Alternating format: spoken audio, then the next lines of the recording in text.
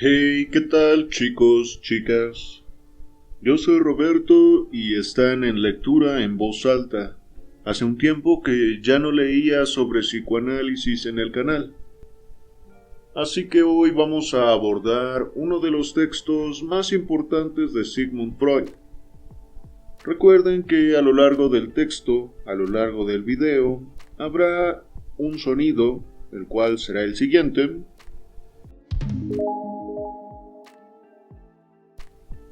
con el cual ustedes pueden identificar que hay un pie de página y lo podrán revisar en el video. Ya saben que no me detengo a leer esos pies de página para hacer la lectura un poco más fluida. Sin embargo, ustedes pueden pausar el video y checar la información pertinente. Sin nada más que agregar, comencemos. 3 ensayos de teoría sexual, 1905. Nota introductoria de James Strachey. No hay duda de que los 3 ensayos de teoría sexual son, junto a la interpretación de los sueños, las más trascendentes y originales contribuciones de Freud al conocimiento de lo humano. Sin embargo, en la forma en que estamos habituados a leer estos ensayos, es difícil evaluar con precisión el impacto que causaron cuando se publicaron por primera vez, ya que en las ediciones que se sucedieron a lo largo de 20 años, su autor introdujo en ellos más modificaciones y agregados que en cualesquiera otros de sus escritos, salvo quizás en la interpretación de los sueños. La presente edición difiere en un aspecto importante de todas las anteriores, ya sea en alemán o en otros idiomas, aunque está basada en la sexta edición alemana de 1925, la última publicada en vida de Freud. En ella se señalan todas las modificaciones sustanciales introducidas desde la primera edición con su fecha respectiva.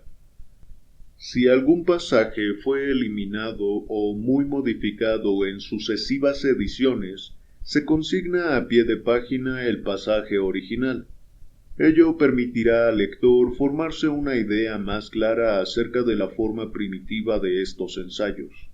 Por ejemplo, probablemente cause sorpresa el hecho de que las secciones sobre las teorías sexuales infantiles y sobre la organización pregenital de la libido, ambas en el segundo ensayo, fueran incorporadas en su totalidad recién en 1915, 10 años después de la primera edición. También en esa fecha se añadió en el tercer ensayo la sección sobre la teoría de la libido. No sorprende tanto, en cambio, que los avances de la bioquímica obligasen a reescribir, en 1920, el párrafo sobre las bases químicas de la sexualidad. Aquí la sorpresa obra más bien en sentido contrario, pues la versión original de dicho párrafo, que incluimos en una nota al pie, en la página 197, revela la notable anticipación de Freud en ese aspecto y cuán pocas modificaciones debió introducir en sus puntos de vista. Pero, a pesar de los considerables agregados que tuvo el libro, luego de su primera publicación, lo esencial ya estaba en él en 1905, y en verdad puede encontrársele antecedentes en fechas aún anteriores. Gracias a la publicación de la correspondencia con Fliess, es hoy posible seguir en detalle toda la historia del interés de Freud por este tema. Aquí bastará delinearla someramente. Las observaciones clínicas realizadas por Freud acerca de la importancia de los factores sexuales en la causación de las neurosis de angustia y la neurastenia, primero, y más tarde de la psiconeurosis, fueron las que lo llevaron a efectuar una amplia investigación sobre la sexualidad. Sus primitivos enfoques del tema, a comienzos de la década de 1890, partían de premisas fisiológicas y químicas. Por ejemplo, En su primer trabajo acerca de la neurosis de angustia, de 1895, se halla una hipótesis neurofisiológica sobre los procesos de excitación y descarga sexuales, y un notable diagrama que ilustra esta hipótesis se encuentra en el manuscrito G de la correspondencia con Fliess, que data más o menos de la misma época, aunque ya había sido mencionado un año antes en el manuscrito D, escrito probablemente en la primavera de 1894. La insistencia de Freud en la base química de la sexualidad también se remonta a esa época. Se alude a ella en el mencionado manuscrito D. En este caso, Freud creía deber mucho a las sugerencias de Fliess, como lo demuestra, entre otros lugares, en sus asociaciones al famoso sueño de la inyección de Irma del verano de 1895, en la interpretación de los sueños, capítulo 2. También estaba en deuda con Fliess por las afirmaciones de este respecto del tema conexo de la bisexualidad, al que Freud hace referencia en una carta del 6 de diciembre de 1896, carta 52, y más tarde llegó a considerar como un factor decisivo, si bien su opinión definitiva acerca de la acción de tal factor originó su discrepancia con Fliess. En esa misma carta de fines de 1896, hallamos la primera mención de las zonas erógenas, susceptibles de estimulación en la infancia, pero más tarde sofocadas, y su nexo con las perversiones. Y a comienzos de ese año, el manuscrito K del 1 de enero de 1896, y aquí nos encontramos con indicios de un enfoque más psicológico. Somete a examen los poderes represores, el asco, la vergüenza y la moral. Sin embargo, aunque tantos elementos de la teoría de Freud sobre la sexualidad estaban ya presentes en su mente hacia 1896, debía aún describir su piedra angular. Desde el comienzo tuvo la sospecha de que los factores causales de la histeria se remontaban a la niñez. Se alude a ello en los párrafos iniciales de La comunicación preliminar de 1893 y en 1895, por ejemplo en la parte 2 del proyecto de psicología. Freud ofrecía una explicación completa de la histeria basada en los efectos traumáticos de la seducción sexual en la primera infancia, pero en todos estos años anteriores a 1897, la sexualidad infantil solo se consideraba un factor latente capaz de ser sacado a luz con resultados catastróficos, únicamente mediante la intervención de un adulto. Cierto es que del contraste trazado por Freud entre la causación de la histeria y de la neurosis obsesiva, podría inferirse una excepción a ello. Según Freud, la primera tenía su origen en experiencias sexuales pasivas de la niñez y la segunda en experiencias sexuales activas, pero al establecer esta distinción en sus, entre comillas, nuevas puntualizaciones sobre las neurosis de defensa de 1896, Freud deja bien en claro que las experiencias activas subyacentes en la neurosis obsesiva han sido invariablemente precedidas por experiencias pasivas, de tal modo que, una vez más, la movilización de la sexualidad infantil obedecía en última instancia a la interferencia externa. No fue sino en el verano de 1897 que Freud se vio obligado a abandonar su teoría de la seducción. Le anunció a Fliess este acontecimiento en su carta del 21 de septiembre, carta 69.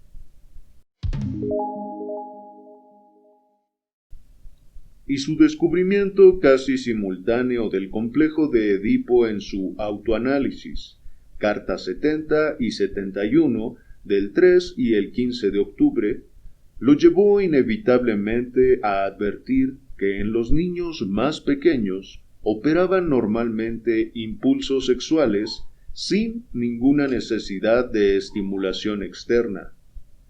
Con este hallazgo, la teoría sexual de Freud ya estaba realmente completa. Pese a ello, le llevó algunos años a venirse por entero a su propio descubrimiento. Verbigracia, en un pasaje de, entre comillas, La sexualidad en la etiología de la neurosis, de 1898, se pronuncia en parte a favor y en parte en contra de él.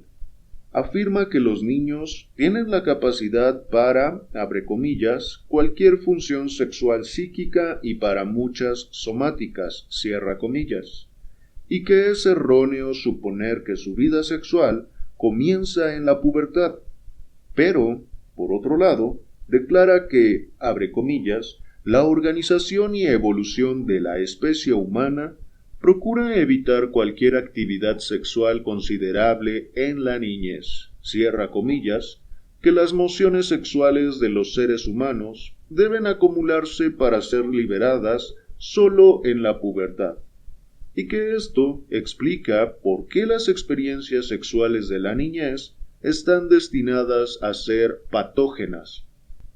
Lo importante, continúa diciendo, son los efectos posteriores producidos por tales experiencias en la madurez, debido al desarrollo del aparato sexual somático y psíquico que entretanto ha tenido lugar.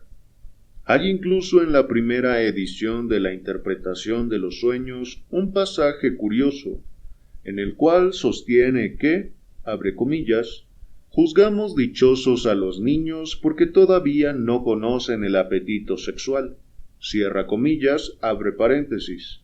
En 1911 corrigió este pasaje en una nota al pie, según Ernest Jones a sugerencia de Jung, cierra paréntesis.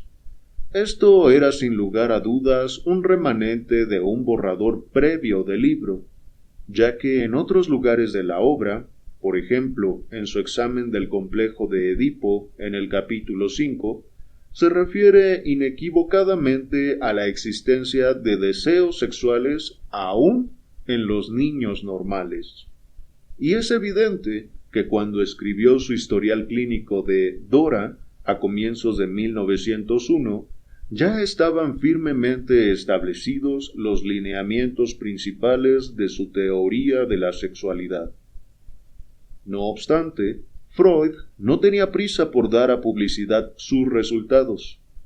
Estando ya terminada y a punto de aparecer la interpretación de los sueños, el 11 de octubre de 1899, le comenta a Fliess en la carta 121, abre comillas, una teoría de la sexualidad puede muy bien ser la sucesora inmediata del libro sobre los sueños, cierra comillas. Y 3 meses después, el 26 de enero de 1900, escribe en la carta 128, abre comillas, estoy reuniendo material para la teoría de la sexualidad, a la espera de que alguna chispa venga a encender todo el material acumulado, cierra comillas. Pero la chispa tardaría mucho tiempo en producirse. Aparte de su breve ensayo sobre el sueño y de la psicopatología de la vida cotidiana, que aparecieron antes del otoño de 1901, Freud no publicó ningún trabajo importante en los 5 años siguientes. Luego, de pronto, en 1905, dio a luz 3 obras fundamentales. Su libro sobre el chiste y su relación con lo inconsciente, los 3 ensayos y el caso Dora. Se sabe con certeza que este último había sido redactado en su mayor parte 4 años atrás. Fue publicado en octubre y noviembre de 1905. Las otras 2 obras fueron publicadas casi simultáneamente unos meses antes, aunque se ignora la fecha exacta.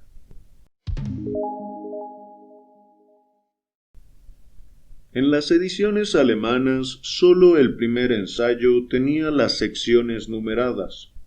Abre paréntesis.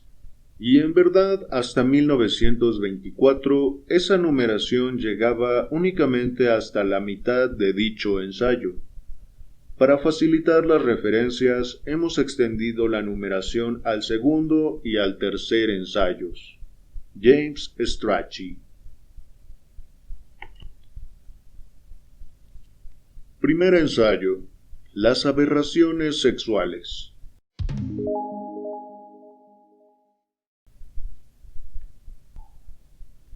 El hecho de la existencia de necesidades sexuales en el hombre y el animal es expresado en la biología mediante el supuesto de, entre comillas, pulsión sexual. En eso se procede por analogía con la pulsión de nutrición, el hambre. El lenguaje popular carece de una designación equivalente a la palabra hambre. La ciencia usa para ello líbido.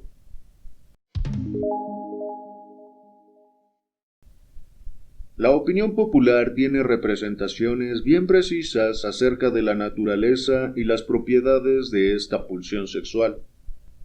Faltaría en la infancia, advendría en la época de la pubertad y en conexión con el proceso de maduración que sobreviene en ella.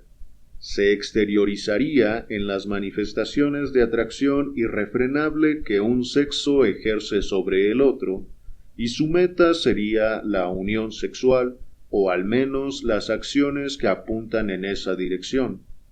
Pero tenemos pleno fundamento para discernir en esas indicaciones un reflejo o copia muy infiel de la realidad, y si las miramos más de cerca, las vemos plagadas de errores, imprecisiones y conclusiones apresuradas. Introduzcamos dos términos. Llamamos objeto sexual a la persona de la que parte la atracción sexual y metasexual a la acción hacia la cual esfuerza la pulsión. Si tal hacemos, la experiencia espigada científicamente nos muestra la existencia de numerosas desviaciones respecto de ambos, el objeto sexual y la metasexual, desviaciones cuya relación con la norma supuesta exige una indagación a fondo. 1. Desviaciones con respecto al objeto sexual.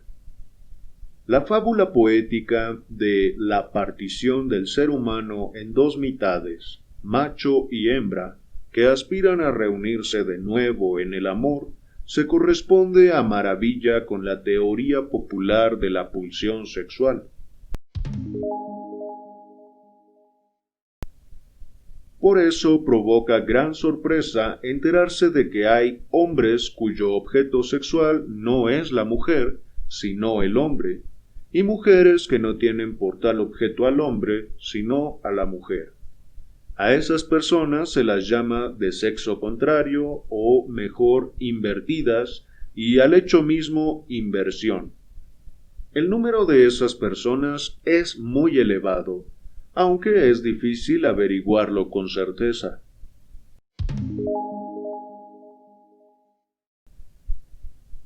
Inciso A. La inversión. Conducta de los invertidos.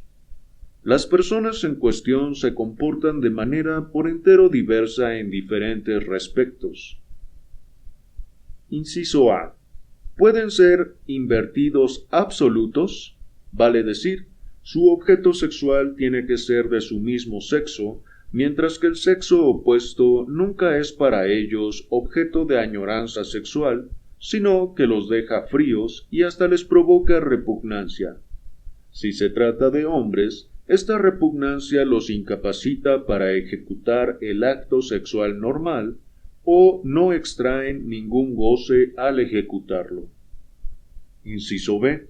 Pueden ser invertidos anfígenos, entre paréntesis, hermafroditas psicosexuales.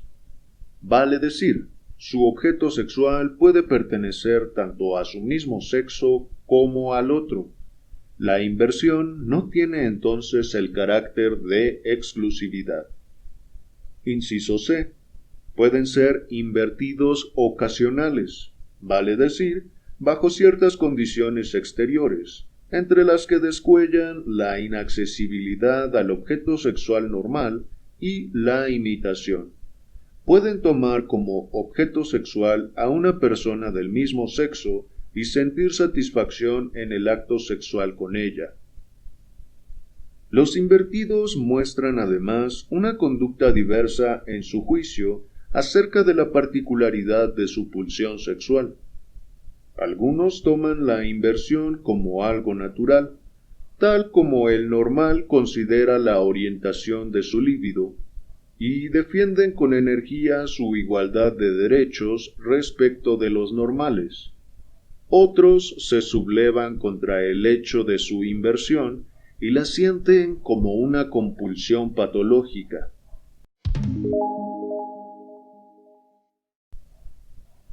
Otras variaciones atañen a las relaciones temporales. El rasgo de la inversión data en el individuo desde siempre, hasta donde llega su recuerdo o se le hizo notable solo en determinada época, antes o después de la pubertad.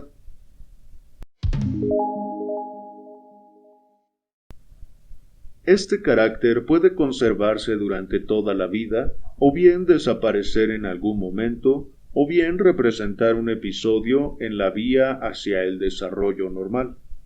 Y aún puede exteriorizarse solo más tarde en la vida, transcurrido un largo periodo de actividad sexual normal. También se ha observado una fluctuación periódica entre el objeto normal y el invertido. Particular interés presentan los casos en que la libido se altera en el sentido de la inversión después que se tuvo una experiencia penosa con el objeto sexual normal. En general, estas diversas series de variaciones coexisten con independencia unas de otras. En el caso de la forma más extrema, tal vez pueda suponerse regularmente que la inversión existió desde una época muy temprana, y que la persona se siente conforme con su peculiaridad. Muchos autores se negarían a reunir en una unidad los casos aquí enumerados, y preferirían destacar las diferencias entre estos grupos en vez de sus rasgos comunes, lo cual guarda relación estrecha con la manera en que prefieren apreciar la inversión. Ahora bien, por justificadas que estén las separaciones, no puede desconocerse que se descubren en número abundante todos los grados intermedios, de suerte que el establecimiento de series se impone en cierto modo por sí solo. Concepción de la inversión. La primera apreciación de la inversión consistió en concebirla como un signo innato de degeneración nerviosa, en armonía con el hecho de que los observadores médicos tropezaron por primera vez con ella en enfermos nerviosos o en personas que producían esa impresión. Esta caracterización contiene dos notas que deben ser juzgadas independientemente: el carácter innato y la degeneración. Degeneración. La degeneración está expuesta a las objeciones que se elevan en general contra el uso indiscriminado de esa palabra. Se ha hecho costumbre imputar a la degeneración todo tipo de manifestación patológica que no sea de origen estrictamente traumático o infeccioso. La clasificación de los degenerados propuesta por Magnan hace que ni siquiera una actividad nerviosa de óptima conformación general quede necesariamente excluida de la aplicación de ese concepto. En tales circunstancias cabe preguntarse qué utilidad y qué nuevo contenido posee en general el juicio, entre comillas, degeneración. Parece más adecuado hablar de degeneración solo cuando 1. Coincidan varias desviaciones graves respecto de la norma. 2. La capacidad de rendimiento y de supervivencia aparezcan gravemente deterioradas.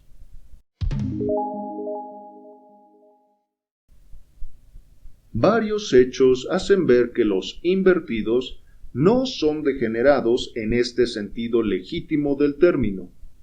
1. Hallamos la inversión en personas que no presentan ninguna otra desviación grave respecto de la norma. 2. La hallamos en personas cuya capacidad de rendimiento no solo no está deteriorada, sino que poseen un desarrollo intelectual y una cultura ética particularmente elevados. 3. Si prescindimos de los pacientes que se nos presentan en nuestra experiencia médica y procuramos abarcar un círculo más vasto, en dos direcciones tropezamos con hechos que prohíben concebir la inversión como signo degenerativo. Inciso A. Es preciso considerar que en pueblos antiguos, en el apogeo de su cultura, la inversión fue un fenómeno frecuente, casi una institución a la que se confiaban importantes funciones. Inciso B. La hallamos extraordinariamente difundida en muchos pueblos salvajes y primitivos, mientras que el concepto de degeneración suele circunscribirse a la alta civilización, entre paréntesis, Bloch. Y aún entre los pueblos civilizados de Europa, el clima y la raza ejercen la máxima influencia sobre la difusión y el enjuiciamiento de la inversión.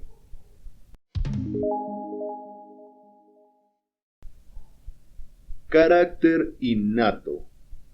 Como es lógico, el carácter innato se ha aseverado únicamente respecto de la primera clase de invertidos, la más extrema, y por cierto sobre la base de la afirmación de estas personas en el sentido de que en ningún momento de su vida se presentó en ellas otra orientación de la pulsión sexual.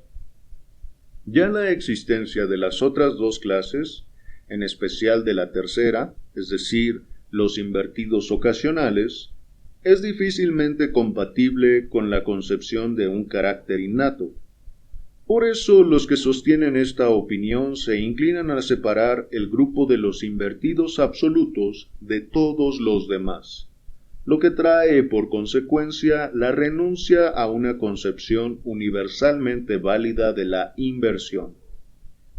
De acuerdo con ello, en una serie de casos, ésta poseería carácter innato, en otros, podría haber nacido de otra manera.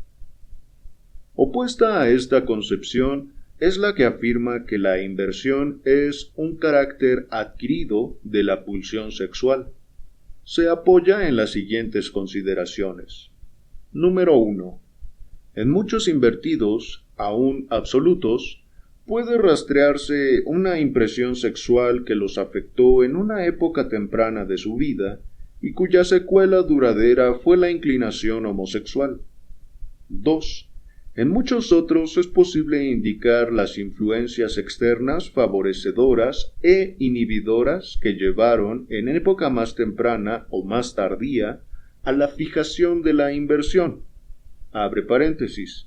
Trato exclusivo con el mismo sexo, camaradería en la guerra, detención en prisiones, los peligros del comercio heterosexual, el celibato, la insuficiencia sexual, etc. Cierra paréntesis. Número 3. La inversión puede eliminarse por vía de sugestión hipnótica, lo cual sería asombroso si se tratara de un carácter innato. Así vistas las cosas, puede ponerse en entredicho la existencia misma de una inversión innata. Cabe objetar, entre paréntesis, Havelock Ellis 1915, que un examen más preciso de los casos aducidos en favor de la inversión innata probablemente traería a la luz también una vivencia de la primera infancia que fue determinante para la orientación de la libido. Esta vivencia no se habría conservado simplemente en la memoria consciente de la persona, pero sería posible hacérsela recordar mediante la influencia adecuada. De acuerdo con estos autores, la inversión solo podría caracterizarse como una frecuente variación de la pulsión sexual, que puede estar determinada por cierto número de circunstancias vitales externas. No obstante, la certeza que así parece haberse adquirido cesa por esta observación en contrario. Se demuestra que muchas personas están sometidas a esas mismas influencias sexuales, abre paréntesis, aún en la temprana juventud, seducción, onanismo mutuo, cierra paréntesis, sin por ello convertirse en invertidas o permanecer duraderamente tales. Así nos vemos llevados a esta conjetura. La alternativa innato-adquirido es incompleta o no abarca todas las situaciones que la inversión plantea. Explicación de la inversión. La hipótesis de que la inversión es innata no explica su naturaleza, como no la explica la hipótesis de que es adquirida. En el primer caso, es preciso puntualizar qué es en ella lo innato. De lo contrario, se caería en la explicación más burda, a saber, que una persona trae consigo innato el enlace de la pulsión sexual con un objeto sexual determinado. En el otro caso, cabe preguntar si las múltiples influencias accidentales alcanzan para explicar la adquisición sin la necesaria solicitación de algo que existiría en el individuo. Según nuestras anteriores puntualizaciones, no es lícito negar este último factor. El recurso a la bisexualidad. Desde Lidstone en 1889, Kiernan en 1888 y Chevalier en 1893, se ha recurrido para explicar la posibilidad de una inversión sexual a una serie de ideas que contienen un nuevo disenso con la opinión popular. Para esta, un ser humano es hombre o es mujer, pero la ciencia conoce casos en que los caracteres sexuales aparecen borrosos y por tanto resulta difícil determinar el sexo. En primer lugar, en el campo anatómico. Los genitales de estas personas reúnen caracteres masculinos y femeninos, entre paréntesis, hermafroditismo. En casos raros, las dos clases de aparato sexual coexisten plenamente desarrolladas, entre paréntesis, hermafroditismo verdadero. Pero, en la mayoría, ambas están atrofiadas.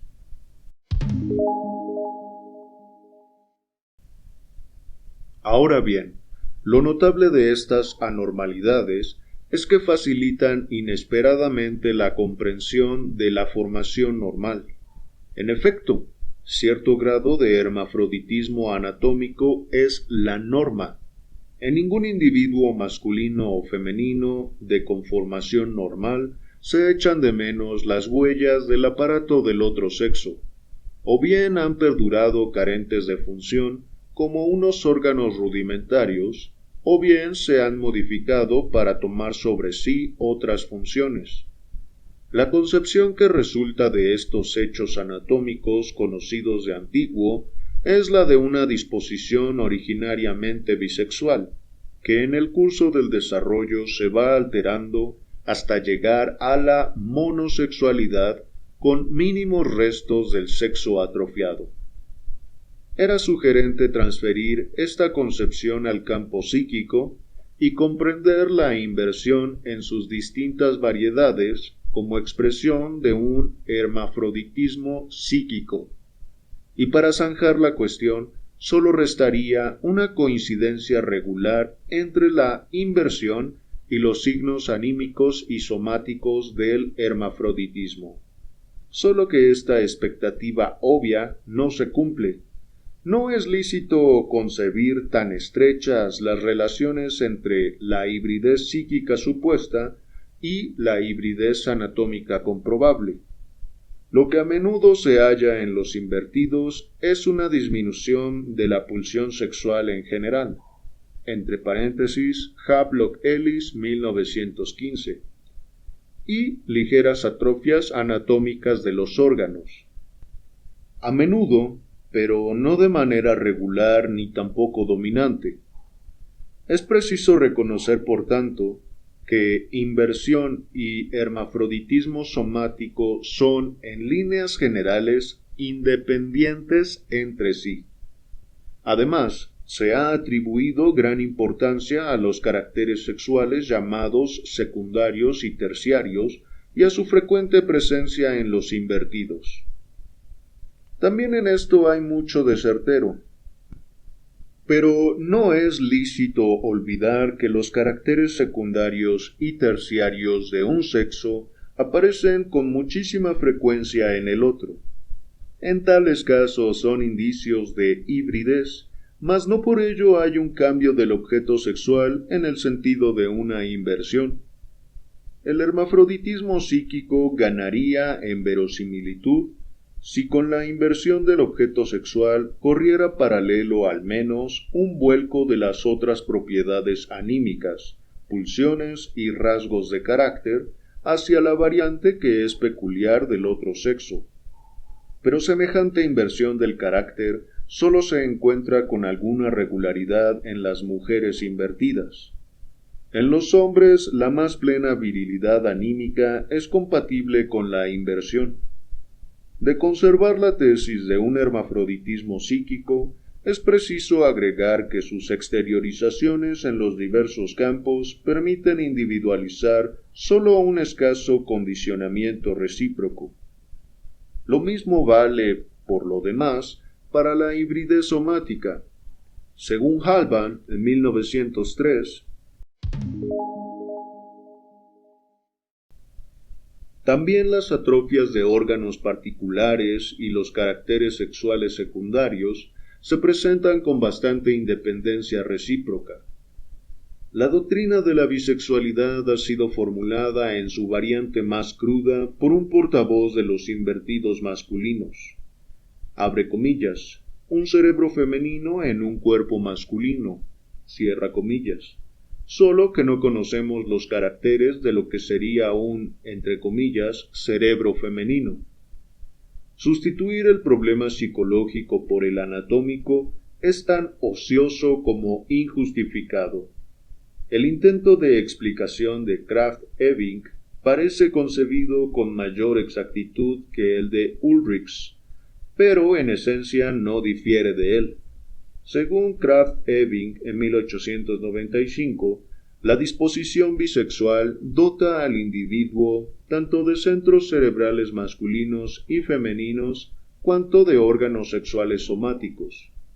Estos centros empiezan a desarrollarse en la época de la pubertad, las más de las veces bajo la influencia de las glándulas sexuales, que son independientes de ellos en cuanto a la disposición, entre paréntesis, constitucional. Pero acerca de estos centros masculinos y femeninos, cabe decir lo mismo que afirmamos para el supuesto cerebro masculino y femenino.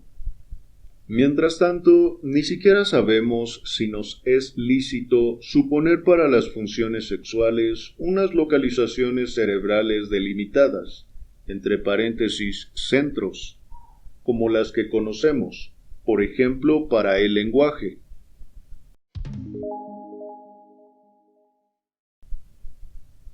Tras estas elucidaciones, dos ideas quedan en pie. En la inversión interviene de algún modo una disposición bisexual, solo que no sabemos en qué consiste más allá de la conformación anatómica. Además, intervienen perturbaciones que afectan a la pulsión sexual en su desarrollo.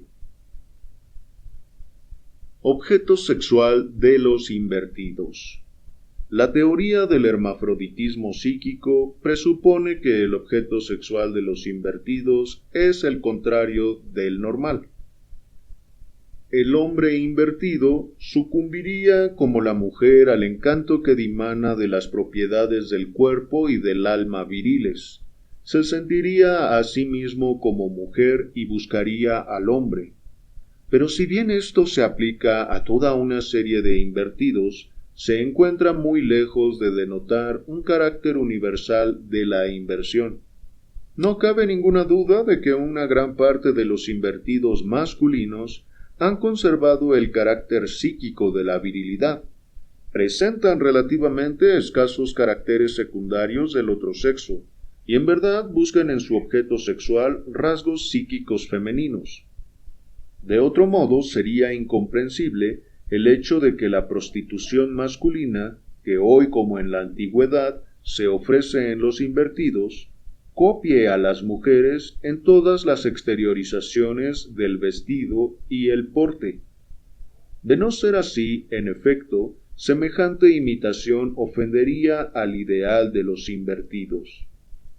Entre los griegos, donde los hombres más viriles se contaban entre los invertidos, es claro que lo que despertaba el amor del hombre por el efebo no era su carácter masculino, sino su semejanza física a la mujer, así como sus propiedades anímicas femeninas, pusilanimidad, timidez, necesidad de enseñanza y de ayuda. Tan pronto como el efebo se hacía hombre, dejaba de ser un objeto sexual para el hombre, y tal vez él mismo se convertía en amante de los efebos.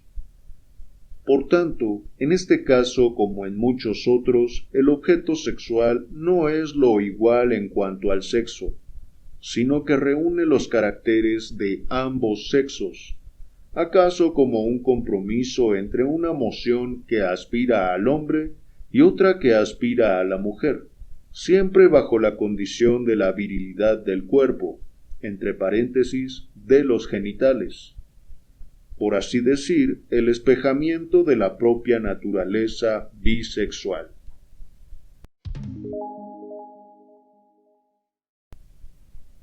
Más unívoca es la situación en el caso de la mujer. Las invertidas activas presentan con particular frecuencia caracteres somáticos y anímicos viriles y requieren feminidad en su objeto sexual. No obstante, un conocimiento más circunstanciado podría revelarnos también aquí la existencia de una mayor variedad. Meta sexual de los invertidos. Es importante retener un hecho. De ningún modo puede hablarse de meta sexual única en el caso de la inversión. En los hombres, comercio per annum e inversión no coinciden totalmente. La masturbación es con igual frecuencia la meta exclusiva, y las restricciones de la meta sexual, hasta llegar al mero desahogo afectivo, son aquí todavía más comunes que en el amor heterosexual.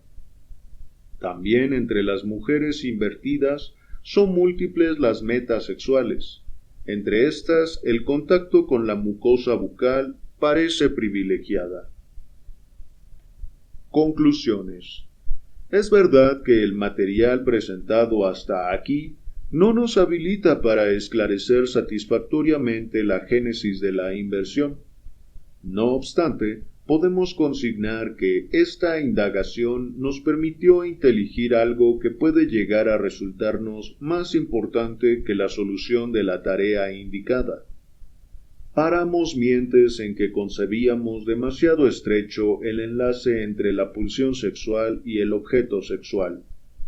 La experiencia recogida con los casos considerados anormales nos enseña que entre pulsión sexual y objeto sexual no hay sino una soldadura, que corríamos el riesgo de no ver a causa de la regular correspondencia del cuadro normal, donde la pulsión parece traer consigo al objeto. Ello nos prescribe que debemos aflojar en nuestra concepción los lazos entre pulsión y objeto. Probablemente la pulsión sexual es al comienzo independiente de su objeto, y tampoco debe su génesis a los encantos de éste. Inciso B. personas genéticamente inmaduras y animales como objetos sexuales.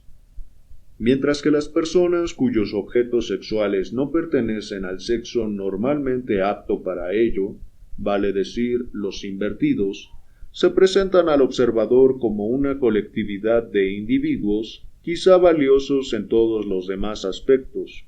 Los casos en que se escogen como objetos sexuales personas genéticamente inmaduras, entre paréntesis, niños, parecen de entrada aberraciones individuales. Solo por excepción son los niños objetos sexuales exclusivos. Casi siempre llegan a desempeñar este papel cuando un individuo cobarde e impotente se procura semejante subrogado, o cuando una pulsión urgente, entre paréntesis, que no admite dilación, no puede apropiarse en el momento de un objeto más apto. Como quiera que sea, arroja luz sobre la naturaleza de la pulsión sexual el hecho de que admita una variación tan grande y semejante rebaja de su objeto. El hambre aferrada mucho más enérgicamente a su objeto lo admitiría solo en un caso extremo. Una observación parecida es válida para el comercio sexual con animales, no raro entre los campesinos, y en el cual la atracción sexual parece traspasar la barrera de la especie. Por razones estéticas se querría atribuir a insanía estos y otros extravíos graves de la pulsión sexual, pero ello no es correcto. La experiencia enseña que entre los insanos no se observan perturbaciones de la pulsión sexual diferentes de las halladas en personas sanas, en razas y en estamentos enteros. Así, el abuso sexual contra los niños se presenta con inquietante frecuencia en maestros y cuidadores, meramente porque se les ofrece la mejor oportunidad para ello. Los insanos presentan el desvío correspondiente solo aumentado. Tal vez, o lo que reviste particular importancia, elevado a la condición de práctica exclusiva y en reemplazo de la satisfacción sexual normal. Da que pensar esta asombrosa distribución de las variaciones sexuales en la gradación que va de la salud a la enfermedad mental. Yo opinaría que este hecho, que resta por explicar, indicaría que las mociones de la vida sexual se cuentan entre las menos dominadas por las actividades superiores del alma, aun en las personas normales. Según mi experiencia, quien es mentalmente anormal en algún otro aspecto, por ejemplo en lo social o lo ético, lo es regularmente también en su vida sexual. Pero hay muchos que son anormales en su vida sexual, a pesar de lo cual en todos los otros campos responden a la norma, y han recorrido en su persona el desarrollo de la cultura humana, cuyo punto más débil sigue siendo la sexualidad. Ahora bien, como resultado más general de estas elucidaciones, extraeríamos el siguiente. Bajo gran cantidad de condiciones y en un número sorprendentemente elevado de individuos, la clase y el valor del objeto sexual pasan a un segundo plano. Alguna otra cosa es lo esencial y lo constante en la pulsión sexual.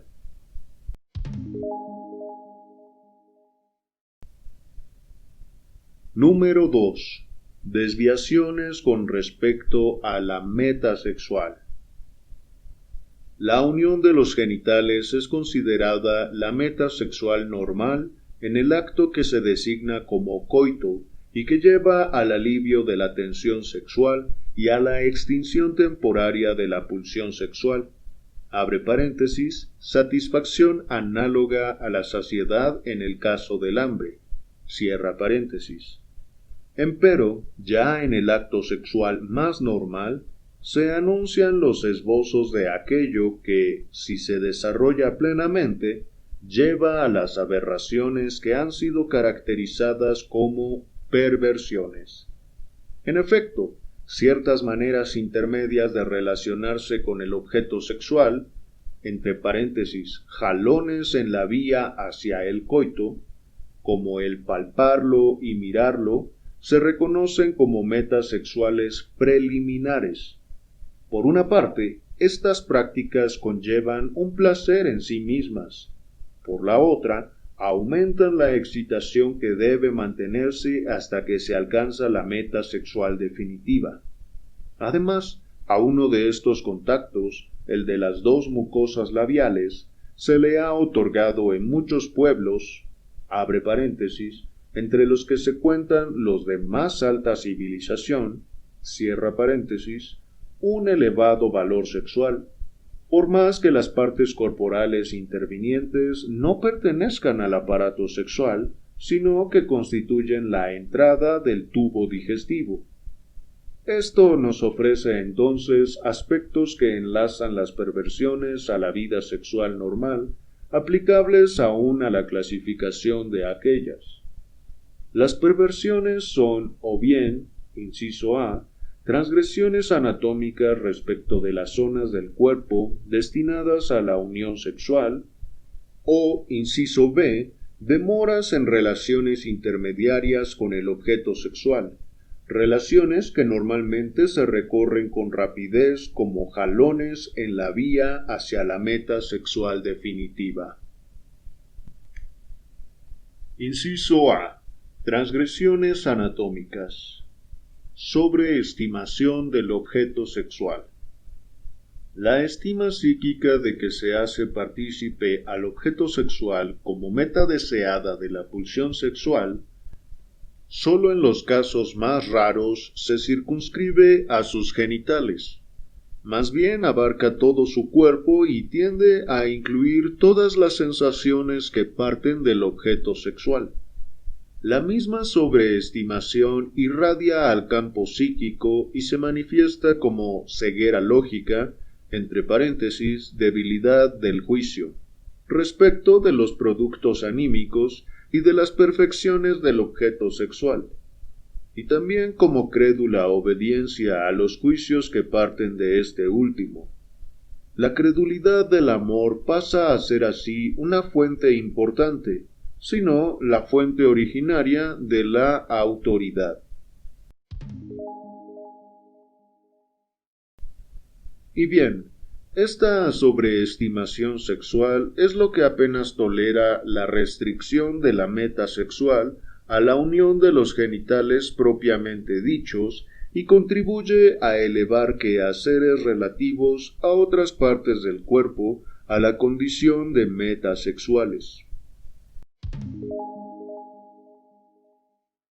La importancia de este factor de la sobreestimación sexual puede estudiarse mejor en el hombre, cuya vida amorosa es la única que se ha hecho asequible a la investigación, mientras que la de la mujer permanece envuelta en una oscuridad todavía impenetrable, en parte a causa de la atrofia cultural, pero en parte también por la reserva y la insinceridad convencionales de las mujeres.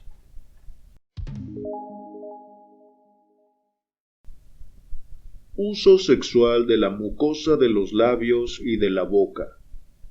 El uso de la boca como órgano sexual es considerado perversión cuando los labios, entre paréntesis lengua, de una persona entran en contacto con los genitales de la otra, mas no cuando ambas ponen en contacto sus mucosas labiales. En esta última excepción reside el anudamiento con lo normal, quien, considerando las perversiones, abomina de las otras prácticas, usuales sin duda desde los tiempos originarios de la humanidad. Cede en ello a un nítido sentimiento de asco que lo resguarda de aceptar una meta sexual de esa clase. Empero, los límites de ese asco son a menudo puramente convencionales. El que besa con unción los labios de una bella muchacha quizás usaría con asco su cepillito de dientes, aunque no tenga fundamento alguno para suponer que su propia cavidad bucal, que no le provoca asco, esté más limpia que la de la muchacha. Este factor del asco estorba el camino a la sobreestimación libidinosa del objeto sexual, pero a su vez puede ser vencido por la libido. En el asco se querría discernir uno de los poderes que han producido la restricción de la meta sexual.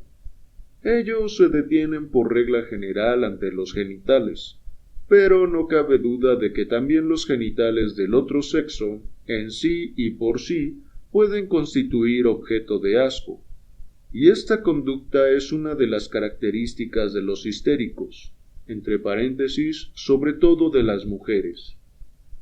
La fuerza de la pulsión sexual gusta de afirmarse venciendo este asco. Uso sexual del orificio anal.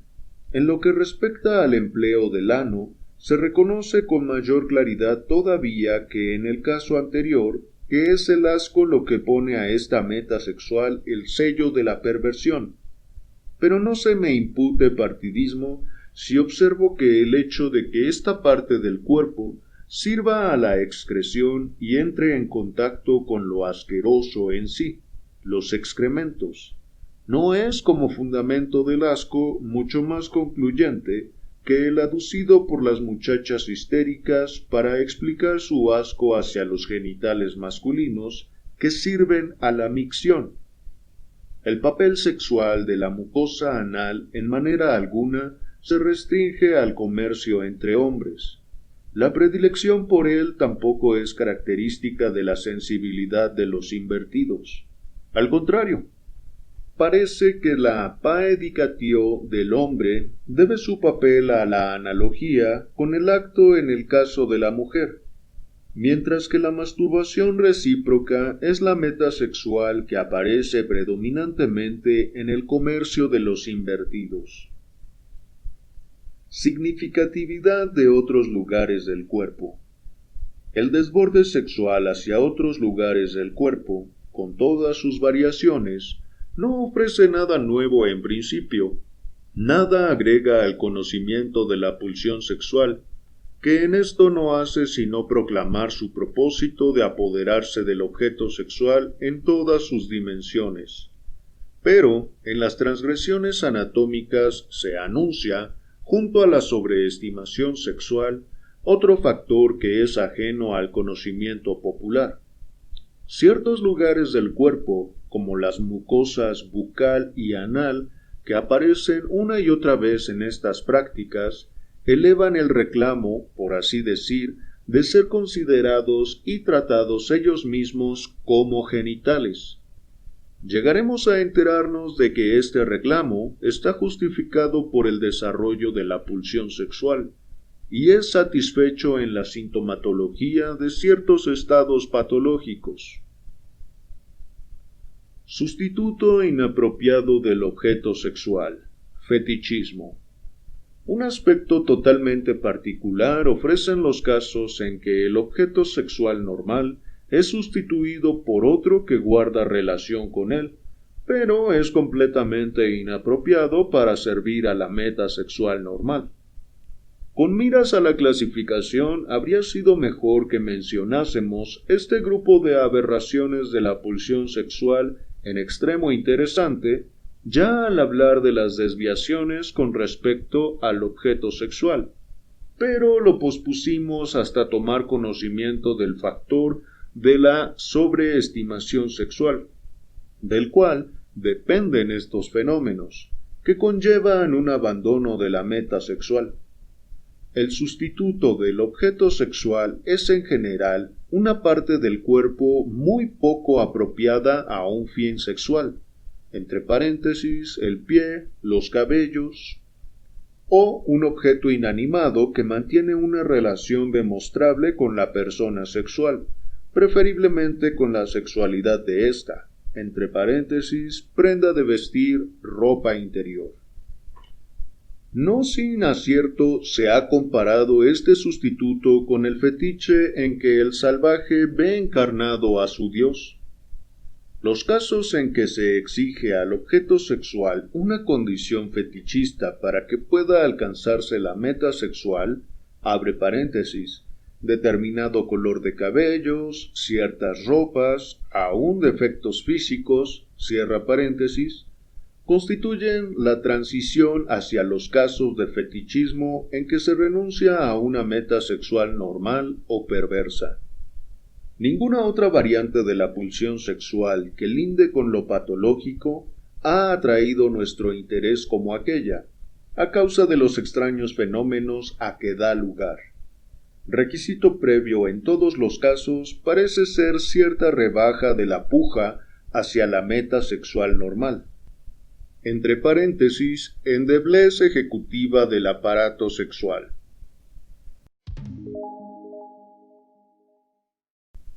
El anudamiento con lo normal es procurado por la sobreestimación del objeto sexual que es psicológicamente necesaria. Es inevitable que ella invada todo lo conectado con el objeto por asociación. Por tanto, cierto grado de este tipo de fetichismo pertenece regularmente al amor normal, en particular en los estadios del enamoramiento en que la meta sexual normal es inalcanzable o su cumplimiento parece postergado. Dos puntos y abre comillas. Procúrame un pañuelo de su seno, una liga para el amor que siento. Cierra comillas. El caso patológico sobreviene sólo cuando la aspiración al fetiche se fija, excediéndose de la condición mencionada, y reemplaza a la meta sexual normal, y además cuando el fetiche se desprende de esa persona determinada y pasa a ser un objeto sexual por sí mismo. Estas son las condiciones generales para que meras variaciones de la pulsión sexual se conviertan en desviaciones patológicas.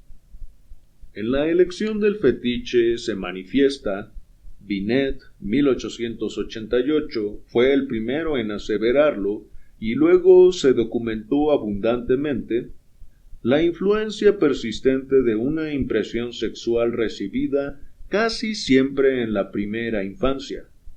Se puede parangonar esto con la proverbial pervivencia del primer amor en las personas normales. Abre paréntesis. On revient toujours à ses premiers amours. Uno regresa siempre a sus primeros amores. Una derivación de esa índole es particularmente nítida en los casos que presentan un mero condicionamiento fetichista del objeto sexual. En otro lugar, volveremos a tropezar con la significatividad de las impresiones sexuales tempranas.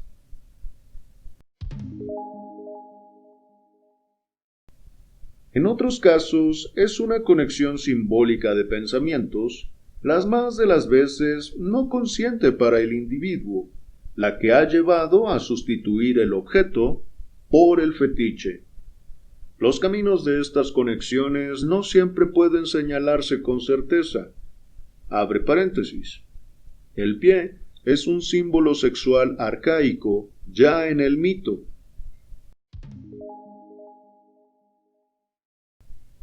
La piel debe sin duda su papel de fetiche a la asociación con la formación pilosa del Mont Veneri. Cierra paréntesis. No obstante, tampoco este simbolismo parece siempre independiente de vivencias sexuales de la infancia.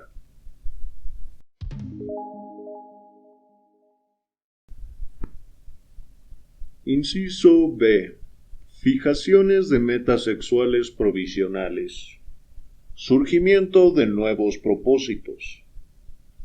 Todas las condiciones externas e internas que dificultan el logro de la meta sexual normal o la posponen, entre paréntesis, impotencia, alto precio del objeto sexual, peligros del acto sexual, refuerzan, como es lógico que acontezca, la inclinación a demorarse en los actos preliminares y a constituir a partir de ellos nuevas metas sexuales que puedan reemplazar a las normales. Un examen más atento muestra siempre que estos nuevos propósitos, aun los más extraños en apariencia, ya están esbozados en el acto sexual normal. Tocar y mirar.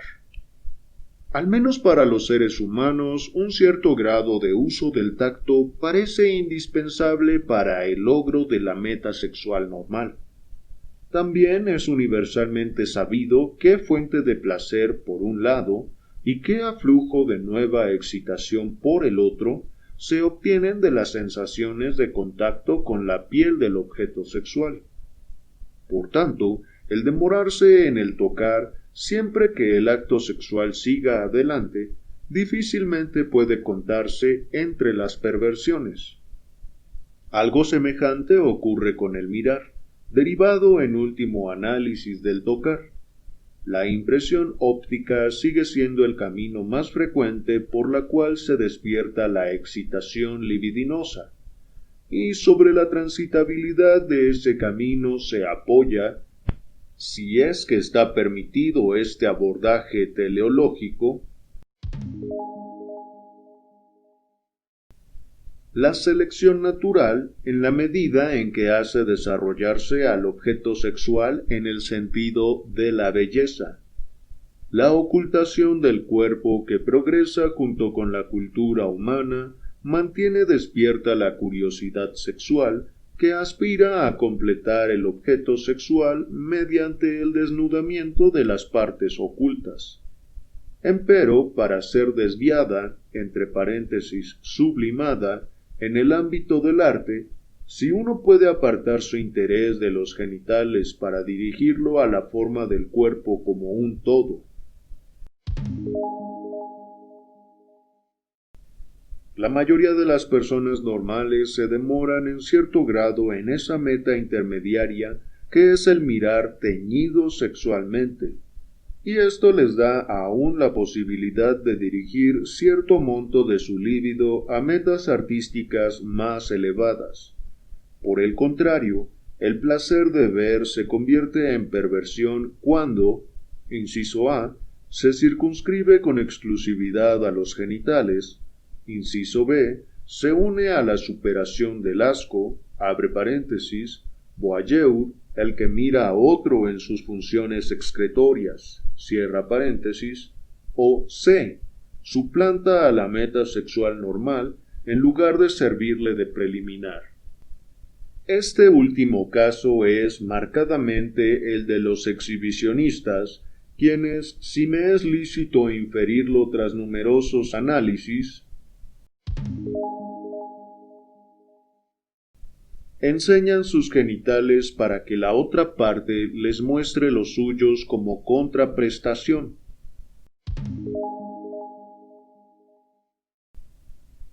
En la perversión cuya aspiración consiste en mirar y ser mirado, sale a la luz un rasgo asombroso, del que habremos de ocuparnos con mayor intensidad a raíz de la aberración que sigue, a saber, la meta sexual se presenta en doble configuración, en forma activa y pasiva. El poder que se contrapone al placer de ver y que, llegado el caso, es suprimido por éste, abre paréntesis, como ocurría en el caso anterior con el asco, cierra paréntesis, es la vergüenza. Sadismo y masoquismo. La inclinación a infligir dolor al objeto sexual y su contraparte. Las más frecuentes e importantes de todas las perversiones ha sido bautizada por Krafft Ebing en sus dos conformaciones, la activa y la pasiva, como sadismo y masoquismo, entre paréntesis, pasivo. Otros autores, por ejemplo, Schrenck-Notzing en 1899, prefieren la designación más estricta de algolagnia, que destaca el placer por el dolor, la crueldad, mientras que los nombres escogidos por Krafft Ebing ponen en primer plano el placer por cualquier clase de humillación y de sometimiento. Es fácil pesquisar en las personas normales las raíces de la algolagnia activa, el sadismo. La sexualidad de la mayoría de los varones exhibe un componente de agresión, de inclinación a sojuzgar, cuyo valor biológico quizá resida en la necesidad de vencer la resistencia del objeto sexual también de otra manera, no sólo por los actos del cortejo. El sadismo respondería entonces a un componente agresivo de la pulsión sexual, componente que se ha vuelto autónomo, exagerado, elevado por desplazamiento o entre paréntesis descentramiento al papel principal.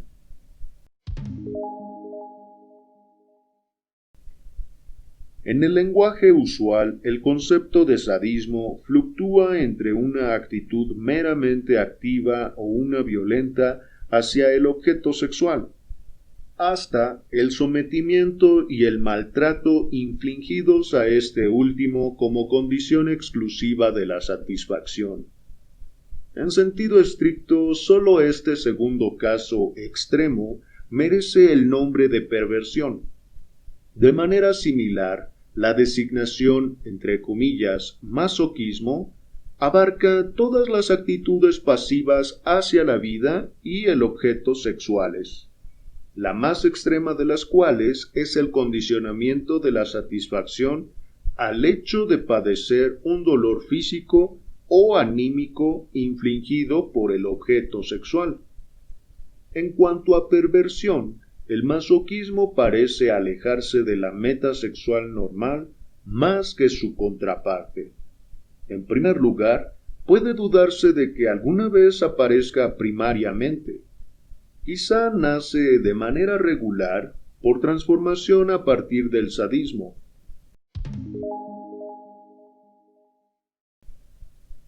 A menudo puede reconocerse que el masoquismo no es otra cosa que una prosecución del sadismo vuelto hacia la persona propia, la cual en un principio hace las veces del objeto sexual. El análisis clínico de casos extremos de perversión masoquista nos hace ver la cooperación de una vasta serie de factores que exageran y fijan la originaria actitud sexual pasiva. Entre paréntesis, complejo de castración, conciencia de culpa.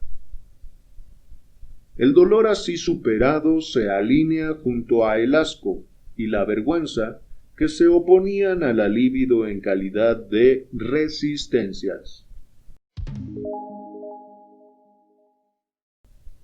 Sadismo y masoquismo ocupan una posición particular entre las perversiones, pues la oposición entre actividad y pasividad que está en su base pertenece a los caracteres universales de la vida sexual.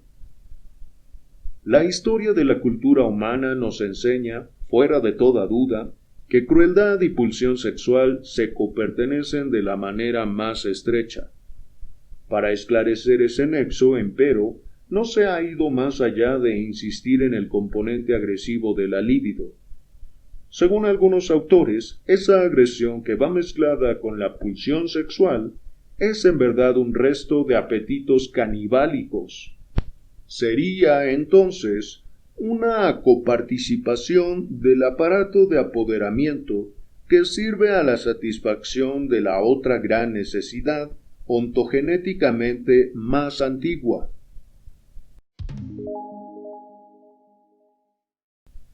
También se ha sostenido que todo dolor contiene en sí y por sí la posibilidad de una sensación placentera. Aquí nos conformaremos con apuntar una impresión. El esclarecimiento de estas perversiones no ha sido en manera alguna satisfactorio, y es posible que en ellas varias aspiraciones anímicas se reúnan en un efecto único.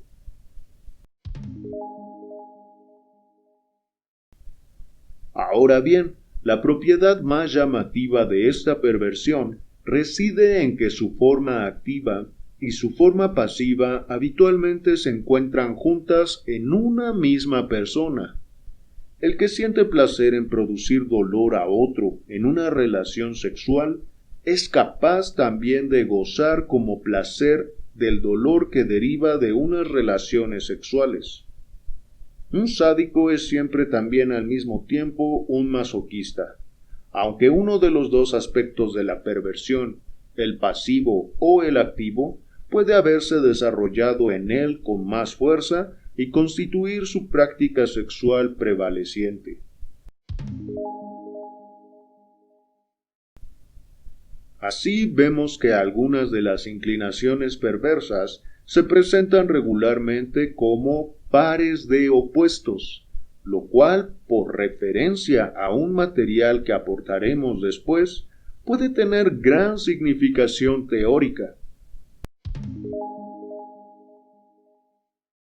Es iluminador, además, que la existencia del par de opuestos sadismo-masoquismo no pueda derivarse sin más de la injerencia de un componente agresivo. Por el contrario, estaríamos tentados de poner en relación la presencia simultánea de esos opuestos con la oposición de lo masculino y lo femenino conjugada en la bisexualidad. El psicoanálisis a menudo se ve precisado a reemplazar esta última oposición por la que media entre activo y pasivo.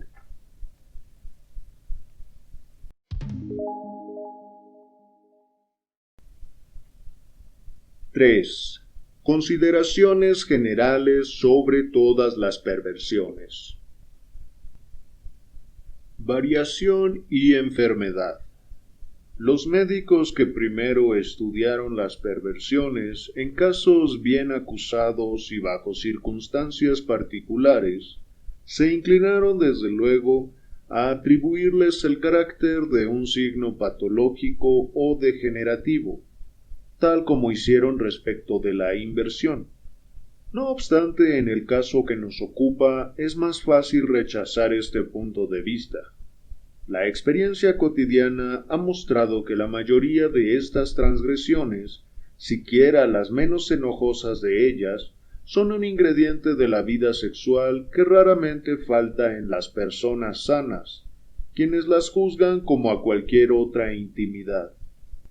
Si las circunstancias lo favorecen, también la persona normal puede reemplazar durante todo un periodo la meta sexual normal por una perversión de esta clase o hacerle un sitio junto a aquella. En ninguna persona sana faltará algún complemento de la meta sexual normal que podría llamarse perverso, y esta universalidad basta por sí sola para mostrar cuán inadecuado es usar reprobatoriamente el nombre de perversión. En el campo de la vida sexual, justamente se tropieza con dificultades particulares, en verdad insolubles por ahora, si se pretende trazar un límite tajante entre lo que es mera variación dentro de la amplitud fisiológica y los síntomas patológicos. Como quiera que sea, en muchas de estas perversiones, la cualidad de la nueva meta sexual es tal que requiere una apreciación particular. Algunas de ellas se alejan tanto de lo normal por su contenido que no podemos menos que declararlas patológicas. En particular aquellas en que la pulsión sexual ejecuta asombrosas operaciones, entre paréntesis, lamer excrementos, abusar de cadáveres, superando las resistencias, entre paréntesis, vergüenza, asco, horror, dolor.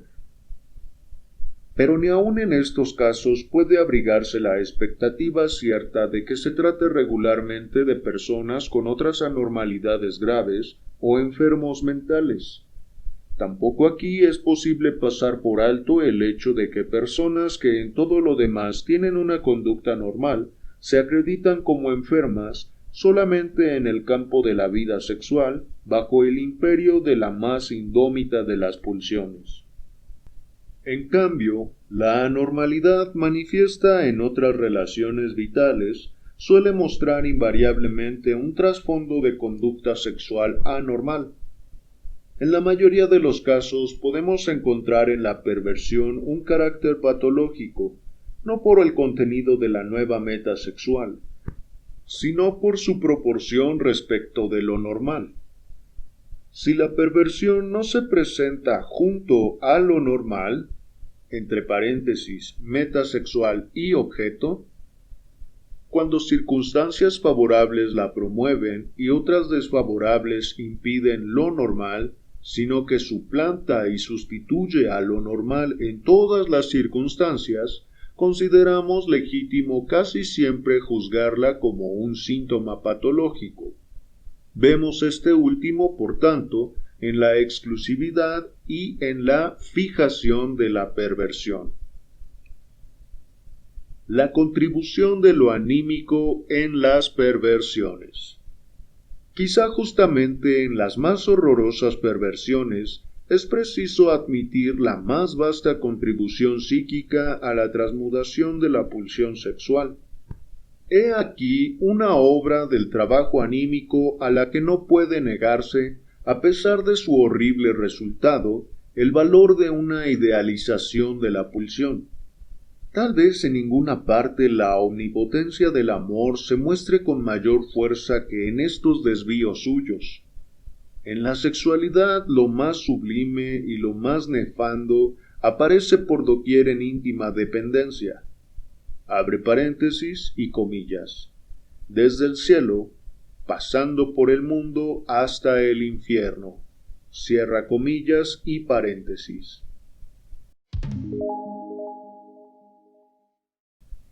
Dos resultados. El estudio de las perversiones nos ha procurado esta intelección. 2 puntos. La pulsión sexual tiene que luchar contra ciertos poderes anímicos en calidad de resistencias. Entre ellos se destacan de la manera más nítida la vergüenza y el asco. Es lícito conjeturar que estos poderes han contribuido a circunscribir la pulsión dentro de las fronteras consideradas normales, y que si se han desarrollado temprano en el individuo, antes que la pulsión sexual alcanzara la plenitud de su fuerza, fueron justamente ellos los que marcaron la dirección de su desarrollo.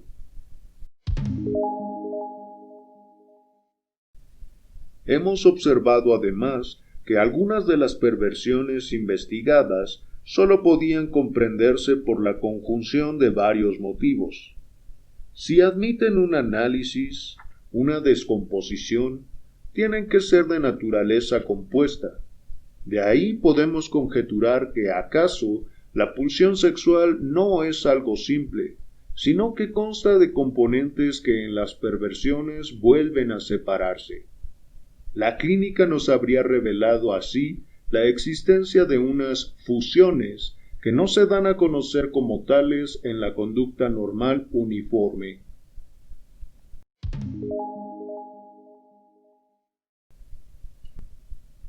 ℏ. La pulsión sexual en los neuróticos. El psicoanálisis.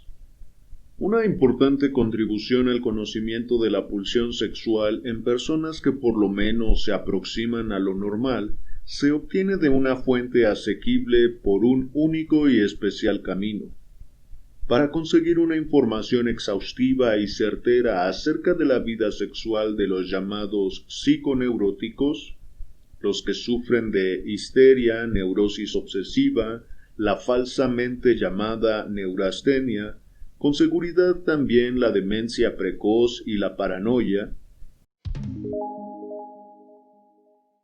existe un único medio: someterlos a la exploración psicoanalítica, de la que se sirve el procedimiento terapéutico introducido por Joseph Breuer y por mí en 1893 y entonces llamado catártico.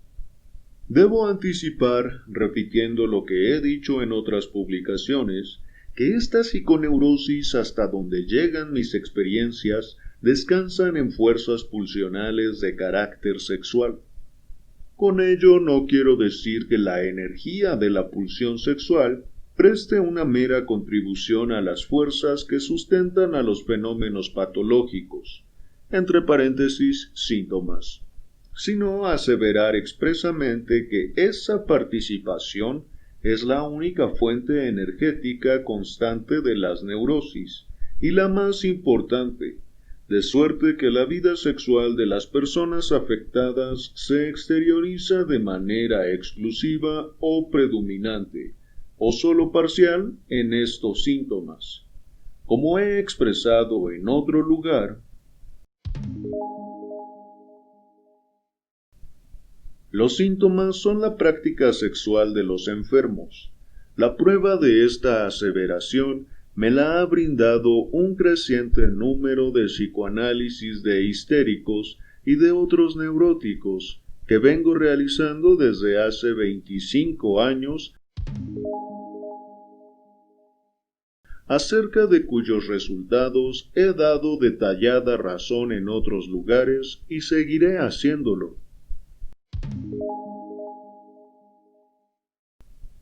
El psicoanálisis elimina los síntomas de los histéricos bajo la premisa de que son el sustituto, la transcripción, por así decir, de una serie de procesos anímicos investidos de afecto, deseos y aspiraciones a los que en virtud de un particular proceso psíquico, entre paréntesis, la represión, se les ha denegado o frustrado el acceso a su tramitación en una actividad psíquica susceptible de conciencia. Y entonces estas formaciones de pensamiento que han quedado relegadas al estado de lo inconsciente aspiran a una expresión proporcionada a su valor afectivo, a una descarga, y en el caso de la histeria la encuentran en el proceso de la conversión en fenómenos somáticos, precisamente los síntomas histéricos.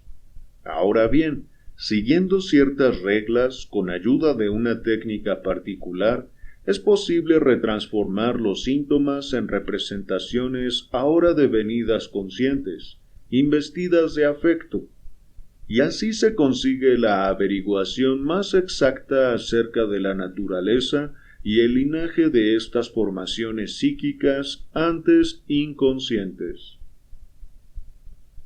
Resultados logrados por el psicoanálisis. Por este camino se averiguó que los síntomas son un sustituto de aspiraciones que toman su fuerza de la fuente de la pulsión sexual. Armoniza plenamente con ello lo que sabemos sobre el carácter de los histéricos. Abre paréntesis, los tomamos como modelo de todos los psiconeuróticos, cierra paréntesis, antes de contraer su enfermedad, y sobre las ocasiones de esta última. El carácter histérico permite individualizar una cuota de represión sexual que rebasa con mucho la medida normal. Un aumento de las resistencias a la pulsión sexual, resistencias que conocimos como vergüenza, asco y moral, una especie de huida instintiva frente a todo examen intelectual del problema sexual, que en los casos más acusados tienen por consecuencia mantener una total ignorancia sexual aún después de alcanzada la madurez genésica. Este rasgo de carácter esencial en la histeria no rara vez se oculta a la observación superficial por la presencia del segundo factor constitucional de la histeria, el despliegue hiperpotente de la pulsión sexual. Solo el análisis psicológico sabe descubrirlo en todos los casos y solucionar lo enigmático y contradictorio de la histeria, comprobando la existencia de ese par de opuestos, una necesidad sexual hipertrófica y una desautorización de lo sexual llevada demasiado lejos. La ocasión de enfermar se presenta para la persona de disposición histérica cuando, a consecuencia de su propia y progresiva maduración o de las circunstancias externas de su vida, el reclamo sexual objetivo se torna serio para ella. Entre el esforzar de la pulsión y la acción contrarrestante de la desautorización sexual, se sitúa el recurso a la enfermedad. Esto no da una solución al conflicto, sino que es un intento de escapar a él, mudando las aspiraciones libidinosas en síntomas.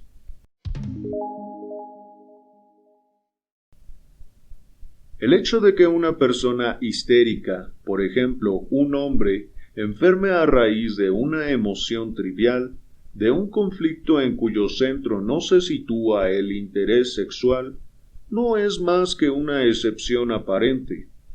En tales casos, el psicoanálisis puede demostrar regularmente que fue el componente sexual del conflicto el que posibilitó la contracción de la enfermedad, sustrayendo los procesos anímicos a la tramitación normal. Neurosis y perversión. Buena parte de la oposición que han suscitado estas tesis mías se explica por el hecho de que se hace coincidir la sexualidad, de la cual yo derivo los síntomas psiconeuróticos, con la pulsión sexual normal. Pero el psicoanálisis enseña todavía algo más. Muestra que los síntomas, en modo alguno, nacen únicamente a expensas de la pulsión sexual llamada normal. Entre paréntesis, no, al menos de manera exclusiva o predominante, sino que constituyen la expresión convertida de pulsiones que se designarán perversas, entre paréntesis, en el sentido más lato, si pudieran exteriorizarse directamente, sin difracción por la conciencia, en designios de fantasía y en acciones. Por tanto, los síntomas se forman en parte a expensas de una sexualidad anormal. La neurosis es, por así decir, el negativo de la perversión. La pulsión sexual de los psiconeuróticos permite discernir todas las aberraciones que en lo anterior hemos estudiado como variaciones respecto de la vida sexual normal y como manifestaciones de la patológica. Inciso A. En la vida anímica inconsciente de todos los neuróticos, sin excepción, se encuentran mociones de inversión, de fijación de la libido en personas del mismo sexo. Sin una elucidación que cale hondo, no es posible apreciar cómo corresponde la importancia de este factor para la configuración del cuadro patológico. Solo puedo asegurar que la inclinación inconsciente a la inversión nunca falta, y en particular presta los mayores servicios al esclarecimiento de la histeria masculina. Inciso B. En el inconsciente de los psiconeuróticos pueden pesquisarse como formadoras de síntoma todas las inclinaciones a la transgresión anatómica, entre ellas, con particular frecuencia e intensidad, las que reclaman para las mucosas bucal y anal el papel de los genitales. Inciso C. Entre los formadores de síntoma de la psiconeurosis desempeñan un papel sobresaliente las pulsiones parciales, que las más de las veces se presentan en pares de opuestos. Ya tomamos conocimiento de ellas como promotoras de nuevas metas sexuales, la pulsión del placer de ver y de la exhibición, y la pulsión a la crueldad configurada activa y pasivamente. La contribución de esta última se hace indispensable para comprender la naturaleza penosa de los síntomas y casi regularmente gobierna una parte de la conducta social de los enfermos. Por medio de este enlace de la libido con la crueldad se produce también la mudanza de amor en odio, de emociones tiernas en emociones hostiles, característica de toda una serie de casos de neurosis, y aún, al parecer, de la paranoia en su conjunto. El interés por estos resultados aumenta más todavía si se tienen en cuenta algunas particularidades que presenta el material fáctico. Alfa. Toda vez que se descubre en el inconsciente una pulsión de esa clase, susceptible de ir apareada con un opuesto, por regla general puede demostrarse que también este último produce efectos. Por tanto, toda perversión activa es acompañada aquí por su contraparte pasiva. quien en el inconsciente es exhibicionista, es al mismo tiempo voyeur. Quien padece las consecuencias de la represión de emociones sádicas recibe otro suplemento a sus síntomas desde las fuentes de una inclinación masoquista. Es por cierto muy notable la concordancia con la conducta de las correspondientes perversiones positivas, pero en los cuadros patológicos una u otra de las inclinaciones opuestas desempeña el papel prevaleciente. Beta. En un caso de psiconeurosis más acusado, rara vez se encuentra una sola de estas pulsiones perversas. Las más de las veces hallamos un gran número de ellas, y por regla general huellas de todas. Empero, la intensidad de cada pulsión singular es independiente del desarrollo de las otras. También en este punto el estudio de las perversiones positivas nos proporciona la exacta contrapartida. 5. Pulsiones parciales y zonas erógenas.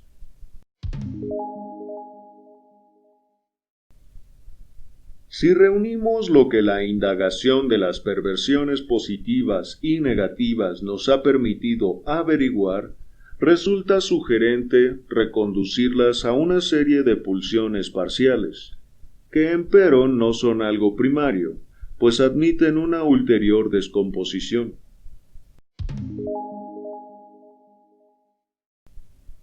Por pulsión podemos entender al comienzo nada más que la agencia representante psíquica de una fuente de estímulos intrasomática en continuo fluir.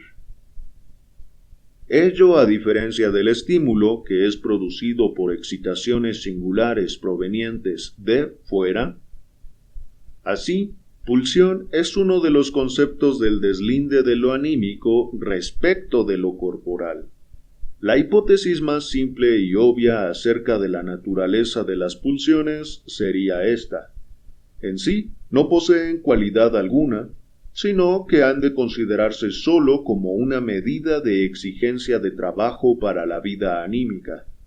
Lo que distingue a las pulsiones unas de otras y las dota de propiedades específicas es su relación con sus fuentes somáticas y con sus metas. La fuente de la pulsión es un proceso excitador en el interior de un órgano, y su meta inmediata consiste en cancelar ese estímulo de órgano. Otra hipótesis provisional en la doctrina de las pulsiones, que no podemos omitir aquí, reza lo siguiente. Los órganos del cuerpo brindan excitaciones de dos clases, basadas en diferencias de naturaleza química. A una de estas clases de excitación la designamos como la específicamente sexual, y al órgano afectado como la zona erógena de la pulsión parcial sexual que arranca de él.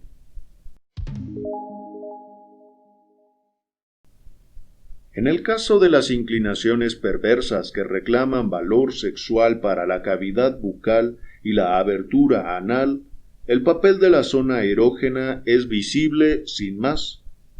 En todo respecto se comporta como una parte del aparato genital. En el caso de la histeria, estos lugares del cuerpo y los tractos de mucosa que arrancan de ellos se convierten en la sede de nuevas sensaciones y alteraciones de inervación, y aún de procesos comparables a la erección. En un todo similares a las de los genitales verdaderos bajo las excitaciones de los procesos sexuales normales. Entre la psiconeurosis es en la histeria donde resalta más nítidamente la significación de las zonas erógenas como aparatos colaterales y subrogados de los genitales, pero ello no implica afirmar que deban subestimarse en las otras formas de enfermedad. En estas neurosis obsesiva y paranoia es solamente menos notoria, pues la formación de síntomas se cumple en regiones del aparato anímico más alejadas de los diversos centros que gobiernan al cuerpo. En la neurosis obsesiva lo más llamativo es la importancia de los impulsos, que crean nuevas metas sexuales y parecen independientes de las zonas erógenas. No obstante, en el placer de ver y de exhibirse, el ojo corresponde a una zona erógena. En el caso del dolor y la crueldad, en cuanto componentes de la pulsión sexual, es la piel la que adopta idéntico papel. La piel que en determinados lugares del cuerpo se ha diferenciado en los órganos de los sentidos y se ha modificado hasta constituir una mucosa, y que es por tanto la zona erógena, entre paréntesis, por excelencia.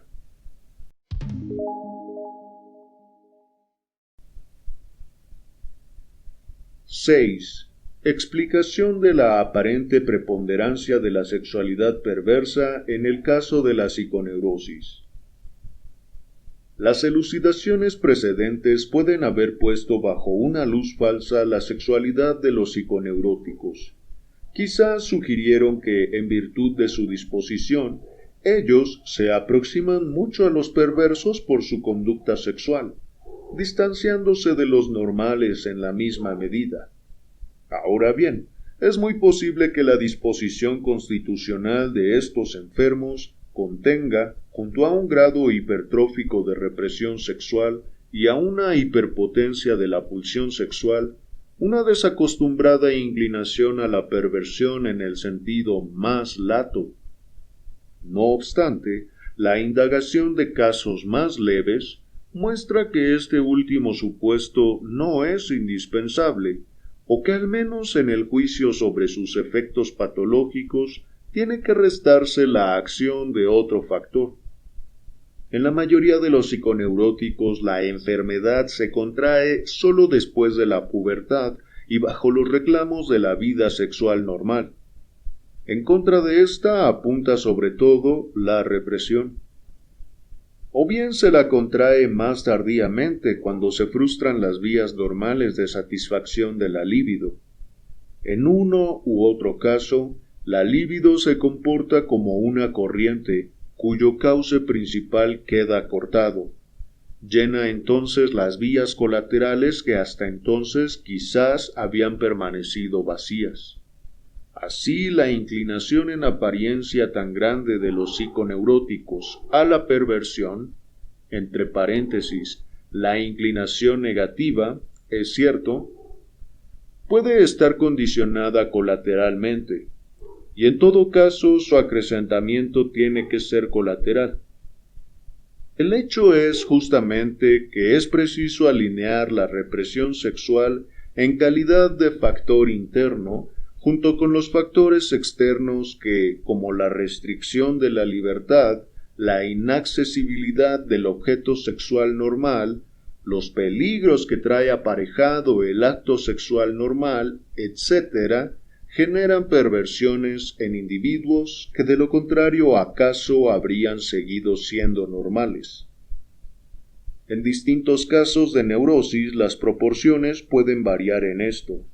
Una vez lo decisivo será la fuerza innata de la inclinación perversa, otra su acrecentamiento colateral por retracción de la libido de la meta y objetos sexuales normales. Sería erróneo suponer una oposición donde existe un nexo de cooperación. La neurosis obtendrá siempre sus máximos logros cuando la constitución y el vivenciar cooperen en el mismo sentido.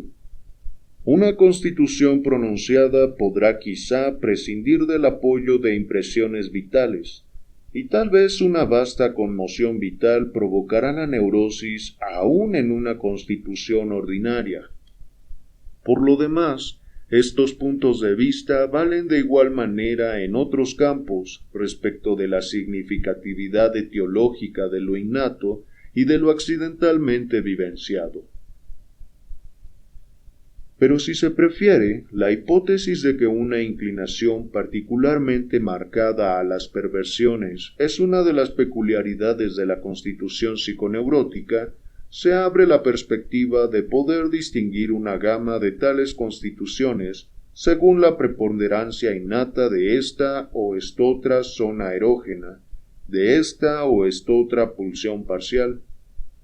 Como ocurre con tantas cosas en este campo, no se ha investigado todavía si la disposición perversa guarda particular correspondencia con la elección de la forma de enfermedad. 7. Referencia al infantilismo de la sexualidad.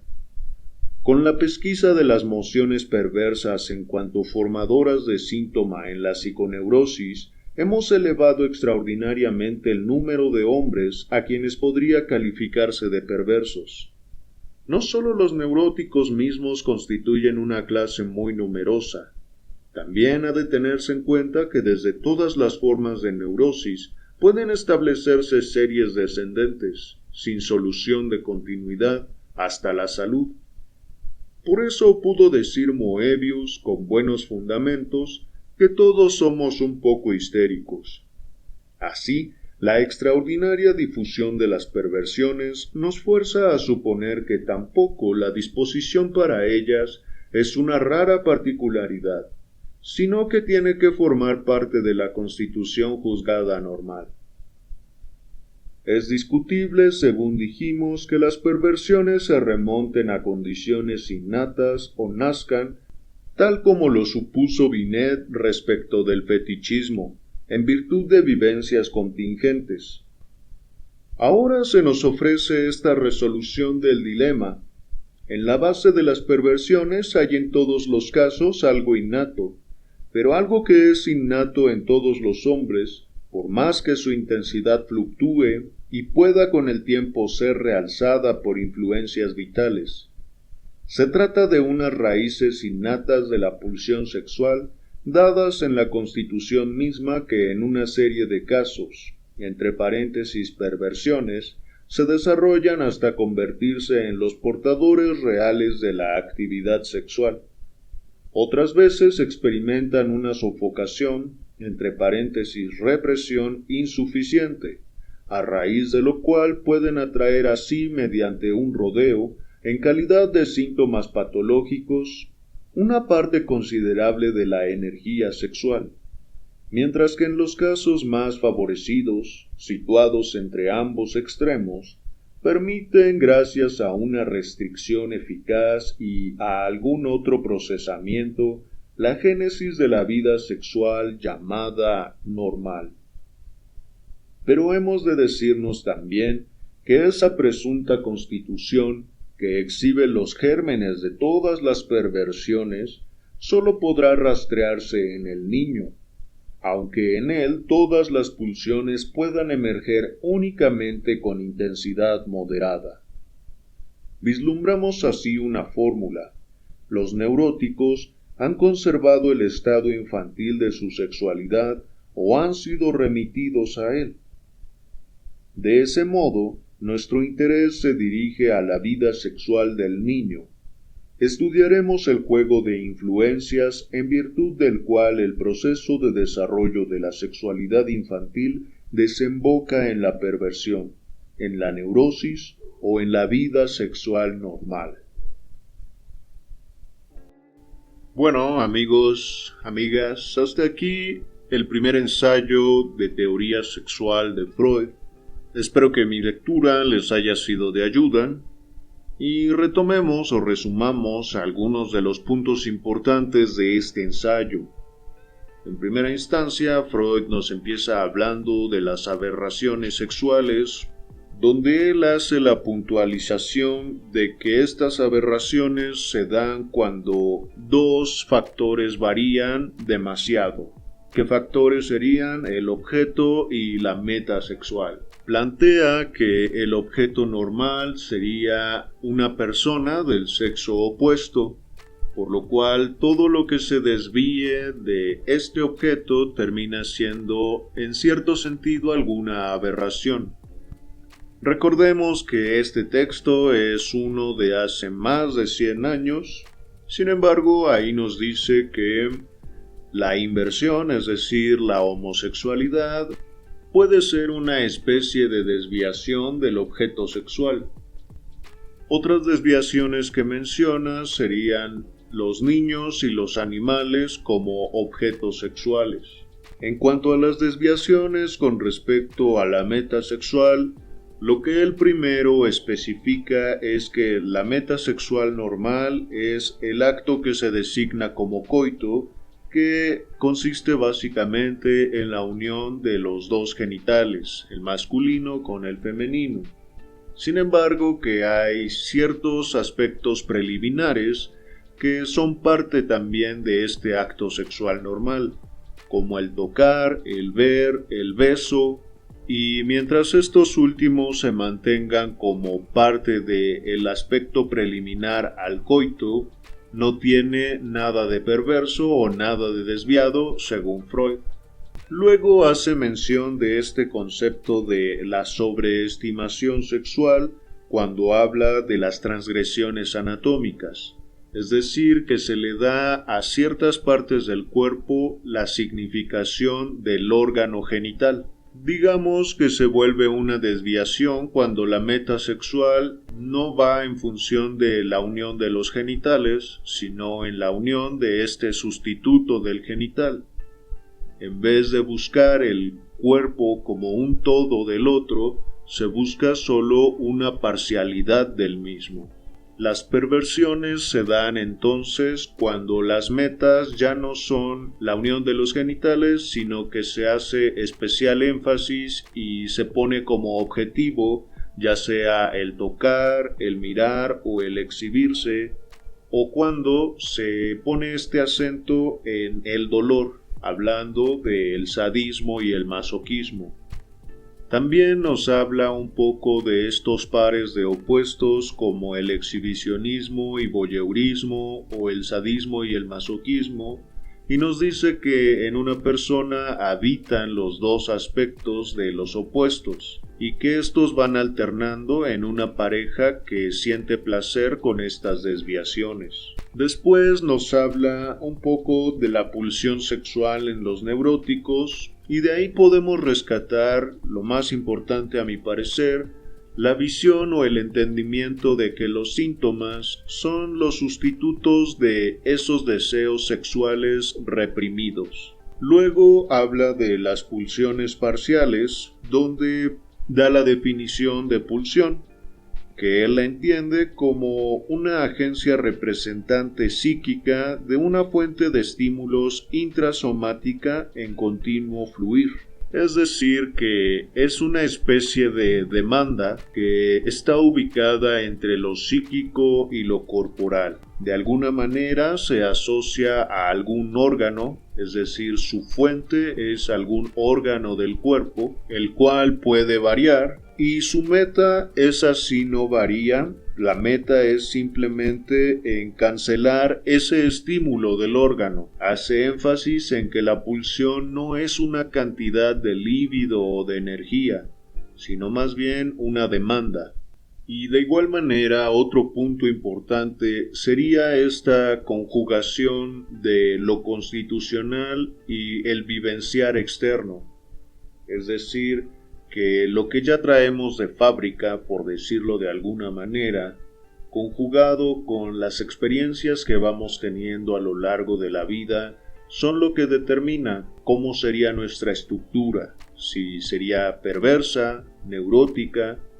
En caso de ser neurótica, la conjugación de esto constitucional y el vivenciar, ¿cómo formaría ese síntoma? A lo cual se une lo último que menciona en este ensayo, que sería la importancia de la vida sexual infantil. Ya veremos que posteriormente nos hablará más a fondo de las zonas erógenas y de las etapas psicosexuales, que van a ser determinantes para la definición de una estructura mental. Y otra cosa que podemos llevarnos de este texto es que la diferencia principal, por así decirlo, entre perversos y neuróticos, al menos para poder diferenciar, sería que el perverso lleva a cabo esas pulsiones, esos deseos sexuales, Mientras que, aunque el neurótico también tiene estos deseos perversos, no los lleva a cabo, sino que los transforma en síntomas. En fin, si les gustó mi lectura, los invito a dejar un like aquí abajo en el video, compártanlo, suscríbanse si no lo han hecho, y esperen pronto el segundo ensayo de la teoría sexual. Yo soy Roberto y ha sido un placer leerles. Nos vemos.